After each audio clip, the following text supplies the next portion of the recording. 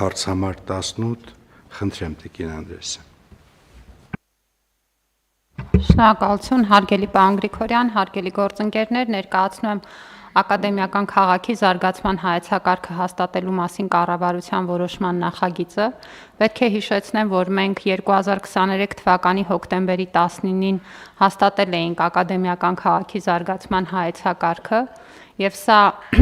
պարունակում էր մեր նախնական պատկերացումներն ու տեսլականը ակադեմիական քաղաք ծրագրի շուրջ, որի շրջանակներում էլ մեծ ծավալի աշխատանք է արվել դրանից հետո ընկած ժամանակահատվածում, եւ այժմ գտնվում ենք մի փուլում, երբ որ կատարված աշխատանքը ամբողջությամբ հնարավոր է դարձնում հայեցակարգը հաստատել լրամշակված խմբագրությամբ, շատ ավելի հստակ եւ տեսանելի դարձնելով մեր առաջիկա անելիքները, եւ ձեր թույլտվությամբ նախ կուզեի նշել այս ընթացքում կատարված աշխատանքների մասին։ Մասնավորապես մենք արդեն մի փուլում ենք, որ GMP գերմանական ճարտարապետական կազմակերպության կողմից մշակվել է ակադեմիական քաղաքի գլխավոր հատակագիծը եւ այն ներկայացվել է նաեւ մեր օրենսդրության համապատասխան համալիր փորձաքննության եւ հաստատման։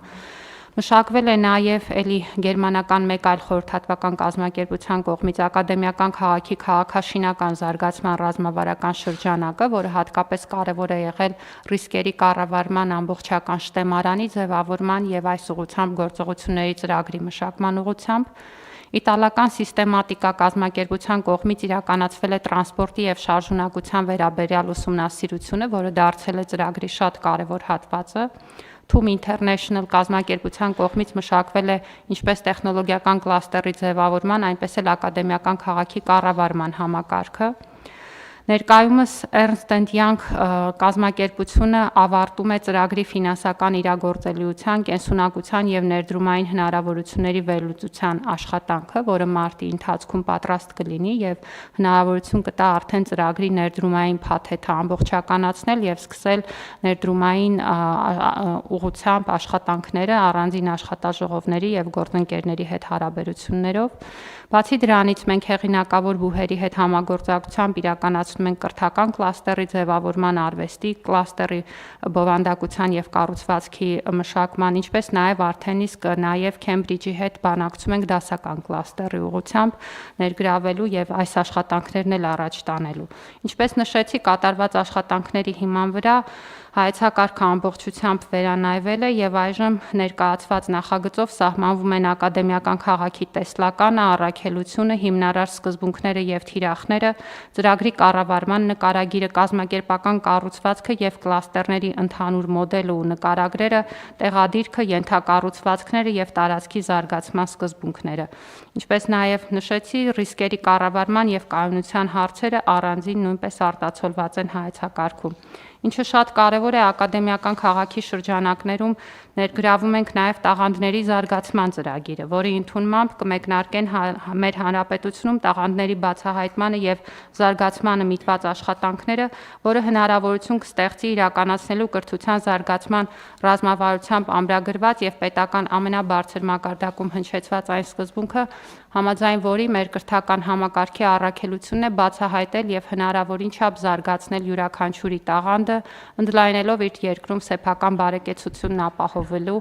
անհատի հնարավորությունները։ Տաղանդների զարգացման ծրագիրը իրականացվելու է ակադեմիական քաղաք ծրագրի շրջանակներում, նպատակ ունենալով ապահովել ակադեմիական քաղաքի էության հստակ եւ ճիշտ հաղորդակցումը եւ դրա նկատմամբ նաեւ հանրային բովանդակային վերաբերմունքի ձևավորումը։ Հայեցակարգում նկարագրվում են նաեւ ծրագրի իրականացման ֆինանսական ռազմավարության մշակման գործընթացը, որը ծրագրի արժեքի եւ բյուջետավորման գործընթացը կդարձնի ավելի համակարգված, ինչպես նաեւ ներդրումային հնարավորությունների եւ մասնավոր հատվածի ընդգրկվածության ուղղությունը կապահովի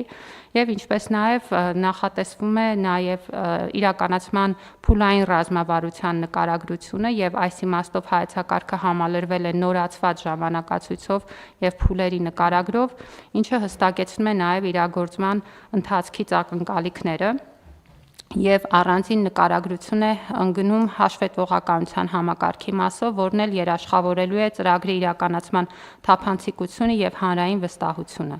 Պետք է ասեմ, որ բուն շինարարական աշխատանքները նախատեսում ենք մեկնարկել 2027 թվականից հետևյալ աշխատանքների իրականացմամբ առաջին փուլում կկառուցվեն մինչև 4250 ուսանողների հյուրընկալելու տարողություն ունեցող ուսանողական կացարաններ, կմեկնարկեն եւ կիրականացվեն նաեւ հանրային նշանակության մշակութային բազմաֆունկցիոնալ համերգասրահի համաժողովների կենտրոնի կառուցումը, որի ընդհանուր ծավալը պլանավորված է ավելի քան 74000 քառակուսի մետր, ավելի քան 628 000 քառակուսի մետր ընդհանուր մակերեսով տեխնոլոգիական կլաստերի կառուցումը իր կրթական, հետազոտական եւ ճարտարագիտական ենթակառուցվածքներով։ Պետք է ասեմ, որ հենց այս պահին էլ մենք ակտիվ աշխատանքային փուլում ենք, մասնավորապես այս պահին մրցույթի են պատրաստվում համապատասխան ենթակառուցվածքների հետ կապված փաթեթները եւ առաջիկայում մենք կունենանք տարածքից բարձրաֆոլտ էլեկտրասյուների տեղափոխման եւ նաեւ ոռոգման համակարգի համար անհրաժեշտ աշխատանքների մրցույթները, ինչպես նաեւ զուգահեռաբար ընթանում են մյուս բովանդակային եւ այլ կազմակերպչական հարցերը։ Խնդրում եմ հաստատել, շնորհակալություն։ Շնորհակալություն Տիկին Անդրեասյան, իսկ մենք գազամատակարարման, ջրամատակարարման հոսանքի զուգահեռ մեր գործընկերների հետ խոսում ենք, որ իրանց ներդրումային պլաններում դա հաշվի առնեն։ Պարոն Գրիգորյան, այո, մենք այս թեմայով մի քանի նաև առանձին քննարկումներ ենք ունեցել, այդ թվում տկենի գործընկերների ակտիվ ներգրավմամբ եւ ձևավորված են համապատասխան աշխատանքային խմբեր եւ գլխավոր հատակագծի վերջնական փաթեթը, որը գտնվում է համալիր փորձաքննության եւ հաստատման ընթացակարգում, արդեն իսկ ներառում է բոլոր այդ ենթակառուցվածքներով լուծումները, որոնք բնականաբար կոմունիկացված եւ համաձայնեցված են մեր գործընկերների հետ, իսկ բուն իրականացման աշխատանքները, ինչպես ես նշեցի, արդեն առանձին մրցութային գործընթացներով կպլանավորվեն։ Հիմա մեր